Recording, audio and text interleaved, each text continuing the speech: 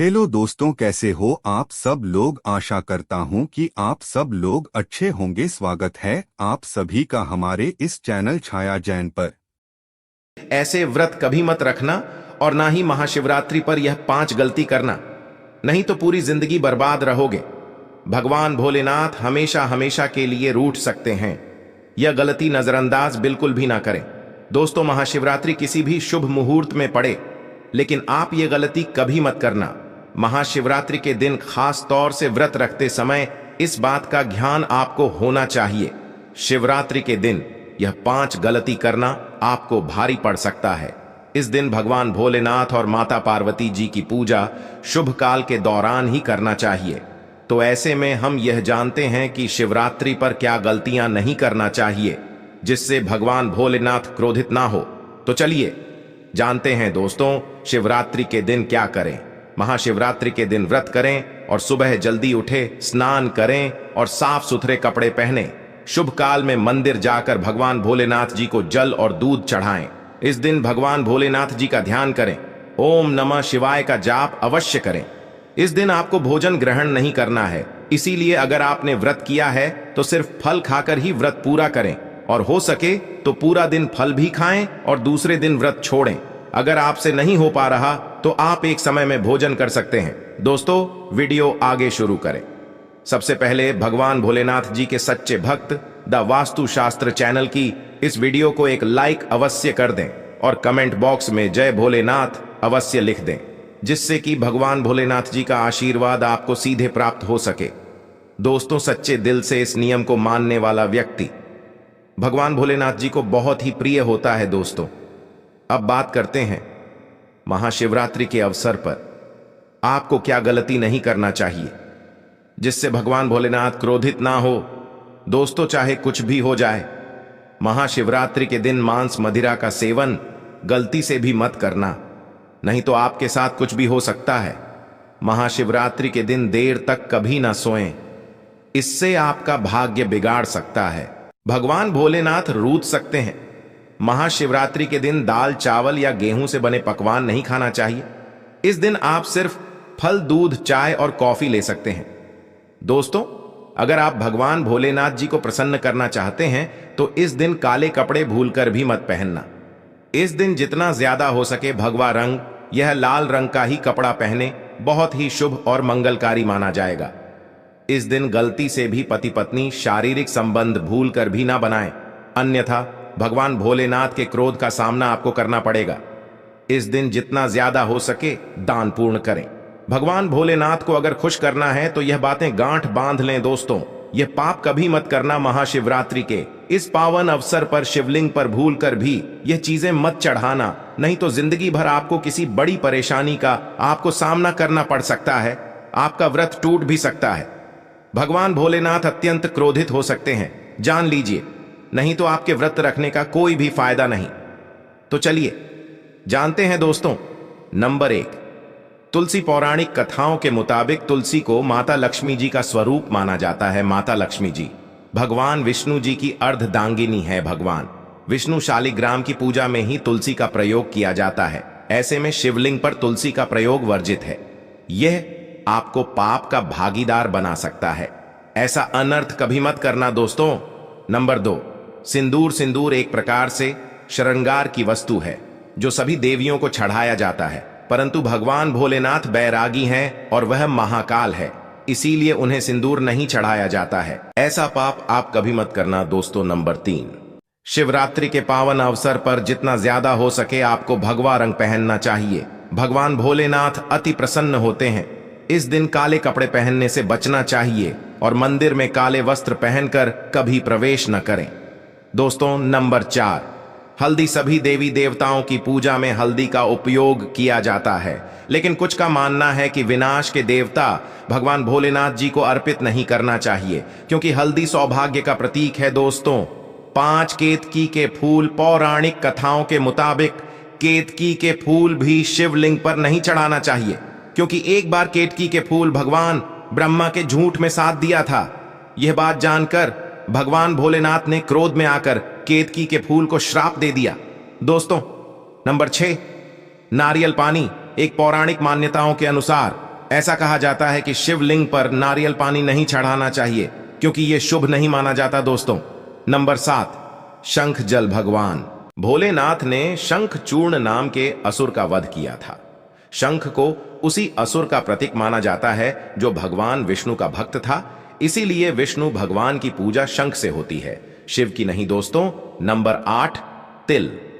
यह भगवान विष्णु के मैल से उत्पन्न हुआ था माना जाता है, इसीलिए इसे भगवान भोलेनाथ को नहीं अर्पित किया जाना चाहिए दोस्तों। नंबर 9, टूटे हुए चावल।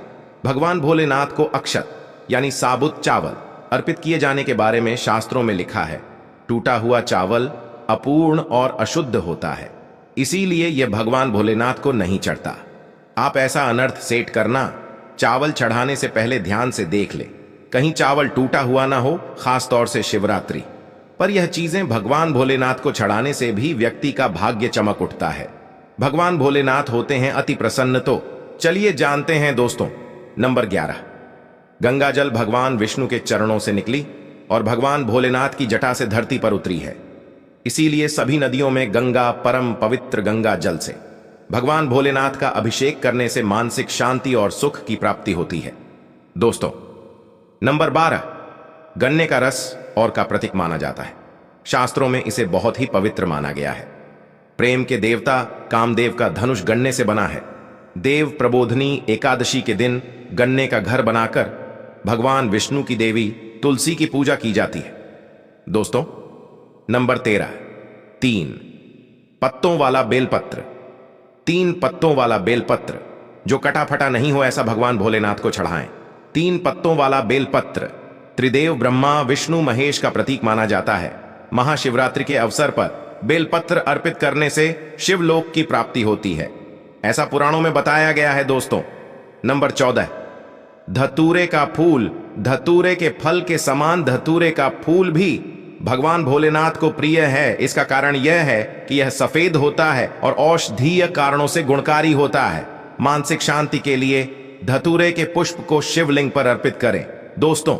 नंबर 15, चांदी के नाग नागिन के जोड़े कि ग्रहों के अशुभ प्रभाव के कारण घर में सुख शांति की कमी और आर्थिक परेशानियों को दूर करने के लिए महाशिवरात्रि के अवसर पर भगवान भोलेनाथ को नाग नागिन के जोड़े समर्पित करें। इससे काल सर्प और नाग दोष समाप्त होता है दोस्तों। नंबर 16, धतूरा। भांग की तरह धतूरा भी एक जड़ी बूटी है। भगवान भोलेनाथ के सिर पर चढ़े विष के प्रभाव को दूर करने के लिए धतूरे का प्रयोग भी किया गया था, इसीलिए भगवान भोलेनाथ को धतूरा भी प्रिय है। महाशिवरात्रि के अवसर पर शिवलिंग पर धतूरा अर्पित करें, इससे शत्रुओं का भय दूर होता है, साथ ही धन संबंधी मामलों में उन्नति होती है दोस्तों। नंबर 17, भांग। भगवान भोलेनाथ ने हलाहल विषपान किया। इस बीज के उपचार के लिए कई तरह की जड़ी बूटियों का प्रयोग देवताओं ने भी एक है, इसीलिए भगवान भोलेनाथ को अत्यंत प्रिय है। और से शिवरात्रि के अवसर पर भांग के पत्ते को पीसकर दूध या जल में घोलकर भगवान भोलेनाथ का अभिषेक करें तो रोगों से मुक्ति मिलती है दोस्तों। अब बात करते हैं कि आपको महाशिवरात्रि व्रत में क्या खाना। देखिए दोस्तों, जो महाशिवरात्रि होती है वह गंगा जल की हर एक बूंद की तरह पवित्र मानी गई है, शुभकारी मानी गई है। हमारे हिंदू परंपरा में शिवरात्रि का बहुत महत्व है और यह पर्व फाल्गुन मास के कृष्ण पक्ष की चतुर्दशी को मनाया जाता है। भगवान भोलेनाथ भोले भंडारी हैं। वे एक लोटा जल से भी प्रसन्न हो जाते हैं, मात्र एक बेलपत्र से भी अति प्रसन्न हो जाते हैं। लेकिन भगवान भोलेनाथ शीघ्र ही गुस्सा भी हो जाते हैं।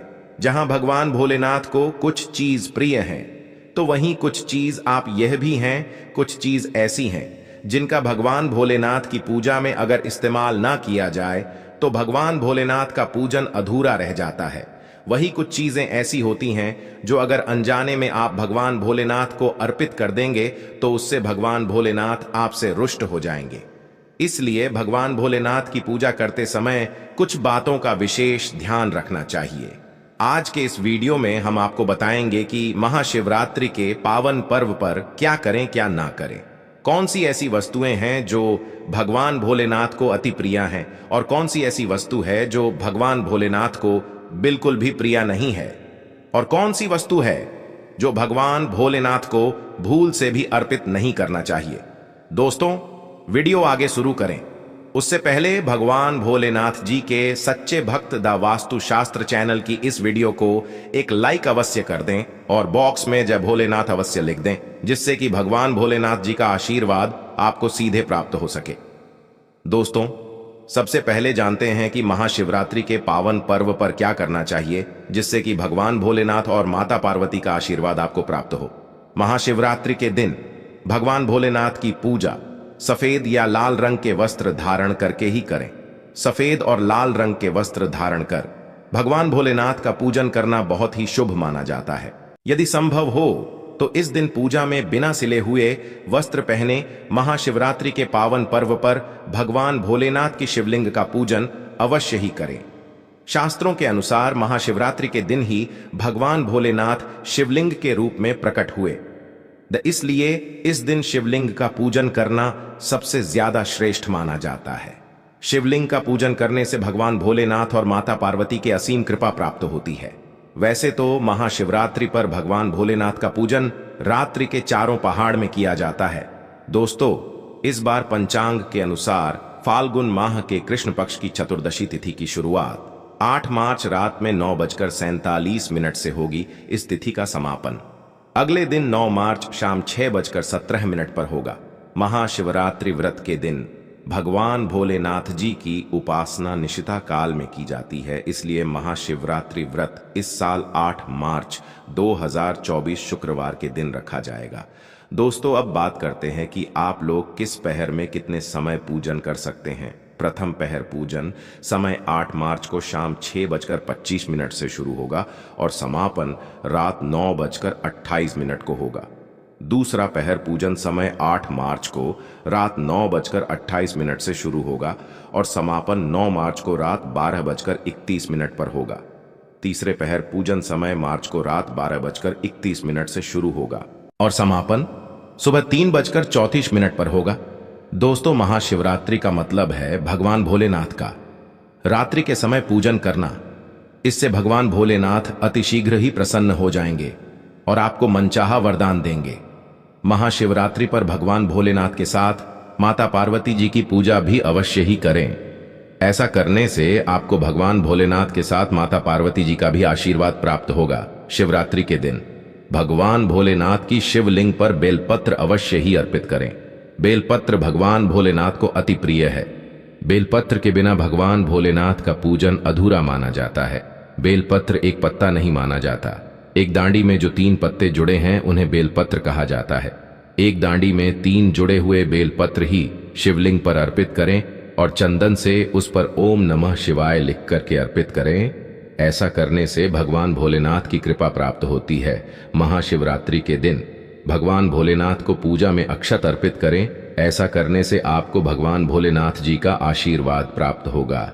इस दिन रात्रि में भगवान भोलेनाथ का जागरण अवश्य करना चाहिए, जिससे आपको महाशिवरात्रि का पूर्ण फल प्राप्त हो सके। महाशिवरात्रि के दिन भगवान भोलेनाथ की पूजा करने से पहले भगवान श्री गणेश, भगवान कार्तिकेय, नंदी जी और माता पार्वती का पूजन अवश्य ही करना चाहिए, नहीं तो आपको पूजा का फल प्राप्त नहीं होगा। इस दिन बैल को हरा चारा अवश्य ही खिलाना चाहिए, क्योंकि बैल को नंदी जी का रूप माना जाता है, जो भगवान भोलेनाथ जी को अत्यधिक प्रिय है। दोस्तों, महाशिवरात्रि पर इन कार्यों को करने से भगवान भोलेनाथ की कृपा प्राप्त होती है। दोस्तों, अब बात करते हैं कि आपको महाशिवरात्रि के दिन क्या क्या खाना चाहिए। शिव पुराण के अनुसार माना जाता है कि महाशिवरात्रि पर व्रतधारी को धतूरा अवश्य खा लेना चाहिए। भले ही आप थोड़ा सा खाएं, लेकिन खा जरूर लें, इससे व्रत पूरा हो जाता है। इस दिन भांग खाने से संपूर्ण फलों की प्राप्ति हो जाती है। अगर आप भांग नहीं खाते हैं तो इसे थोड़ा बहुत छक लें, नहीं तो आपका व्रत अधूरा माना जाएगा। दोस्तों, महाशिवरात्रि के पावन पर्व पर भगवान भोलेनाथ और माता पार्वती जी की कृपा प्राप्त करने के लिए इन सभी बातों का विशेष ध्यान रखें, जिससे आपको व्रत और पूजा का पूर्ण फल प्राप्त हो और भगवान भोलेनाथ और माता पार्वती जी की आपको कृपा मिल सके। बहुत सी चीजें इस दिन के व्रत में ऐसी होती हैं जो आपको नहीं खानी चाहिए, और एक चीज ऐसी है जो महाशिवरात्रि के दिन जरूर खानी चाहिए, ताकि आपको इस व्रत का संपूर्ण फल मिले।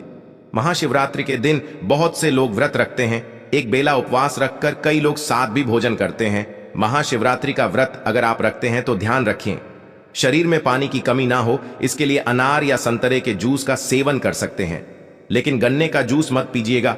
महाशिवरात्रि के दिन फलाहार में सेब, संतरा, पपीता, केला, खीरा वगैरह खा सकते हैं।